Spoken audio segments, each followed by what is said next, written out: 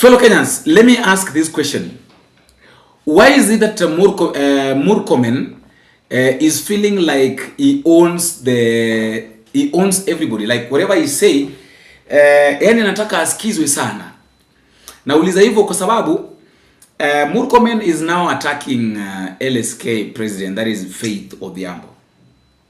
And let me tell you, that wire that Murkomen is stepping into, hiyo wire ambayo anakanyaga, sidhani kama atafaulu.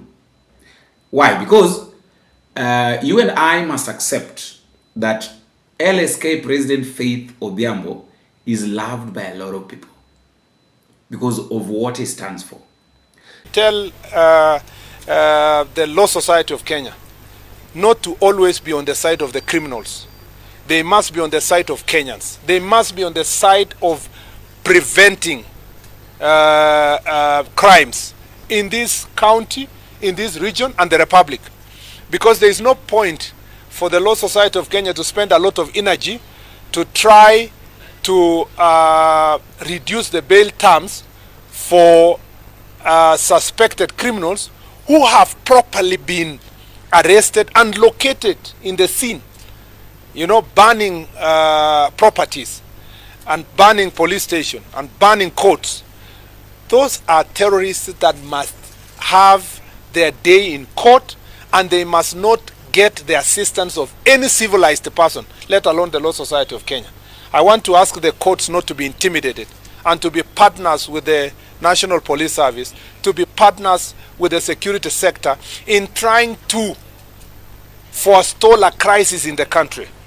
The reason why we have had crisis in the past is because people watch characters with bad utterances, politicians planning goons, politicians paying for people to burn people's properties, and in the past, because of fear of political repercussions, they have taken a lighter step. I want any lawyer to look at me on the face and define for me that a person who has used a petrol bomb to burn a court or burn a police station or burn administrative offices or burn a supermarket or burn anybody's property or burn government vehicles, and tell me another definition that is far much better than the one we have given under the law of Porter.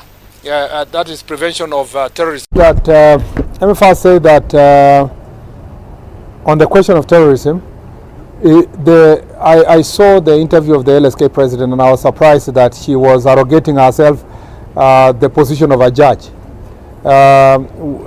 We have presented the evidence to court. How did she assess that it was not watertight? And how did she assess that he did not miss the threshold? That is a court process, you know. Once, and there is no court that admits a charge sheet that is defective, you know. There must be a prima facie evidence that shows clearly that there was burning of courts, there was burning of shops, there was cases of stealing of guns, and so defines clearly the acts of terrorism in the Prevention of Terrorism Act. It's very clear. It's even in black and white. As long as you're committing acts that are intended to create fear, destroy property, burn, they have white, they are instilling fear to the population and so forth. And the law is very clear on those issues. The thing is, I want to ask the LSK to concentrate on pushing for rule of law. And that rule of law includes taking suspects to court. Once they go to court, the president can either turn herself to become a defense counsel and therefore speak on behalf of the defense, but she can also speak on behalf of the people of Kenya who are suffering. I'm yet to hear LSK speak about the courts that were banned, the police stations that were banned, to speak about the vehicles that were banned, to speak about supermarkets that were looted and banned using petrol bombs. I want her to appreciate that she's not speaking for criminals only and suspects. She should speak for the people of Kenya. She should also speak for the peaceful protesters, whose peaceful protest has been disrupted by these same criminals we have arrested. You know, One thing I realize, and I normally talk about this. One thing I realize with these people is that they want people to do what they want. Like Murkomen wants people to follow him. Anataka tu kila moja afanye kile ambacho anakitaka, hata kama ni kibaya, you have to do it. That is where kwani ni swali tu niulize. Hii Kenya kabisa hatuna watu ambao, watu werevu, watu ambao wanatumia akili, wale watu ambao hawatumii vipara.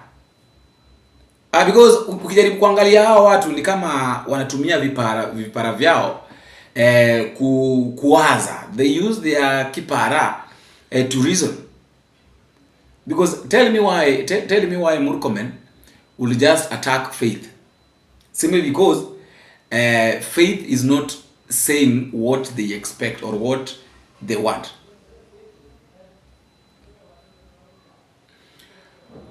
William Samoei Ruto inaitwa serikali yake Rais William Samoei Ruto. Na huyu ndio mtu bado ambaye anataka kuwa rais mpaka mnamo mwaka 2027 afike mpaka 2032. Tumwachie tu nafasi aendelee kuzungumza jinsi ambavyo anazungumza. William Samoei Ruto is now attacking Maraga a lot to what people say about the present and the future of our country. I listened to one gentleman who retired the other day after working, I think, for 40, 50 years. And he wants to be president. And I listened to him say, Kenya is a failed state. And I asked myself, so for 40 years, you have been working in a failed state? So you want to be president of a failed state? Really? You want us to entrust you to the leadership of a country you don't believe in, to a people you don't believe in? And just for the record, companies like Lindsay, Liaison, an exchange like Nairobi Stock Exchange, the best listed stock exchange last year in Africa, they don't exist in failed states.